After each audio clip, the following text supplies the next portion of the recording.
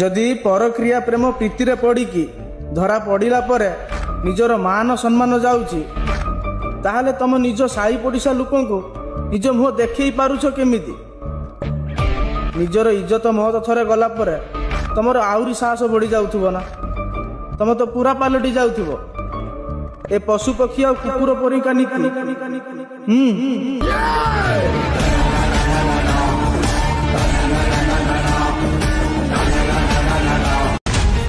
ପରଙ୍କ ଅଧିକାର ଛଡ଼େଇକି ତମେ ଯଦି ରାଜା ହେବା ପାଇଁ ଚାହୁଁଥିବ ନା, ରାଜା ହେଇଯାଇପାର କିଛି ସମୟ ପାଇଁ।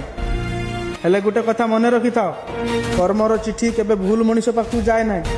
ଆଉ ତମ କର୍ମର ଚିଠି ତମ ପାଖକୁ ଯେତେବେଳେ ଫେରିବ ନା, ସେତେବେଳେ ରେଡି ହେଇକି ଥିବ ତମ ସହିତ ତମ ବଂଶ ଯାକ ସମସ୍ତେ ଭୋଗିବା ପାଇଁ।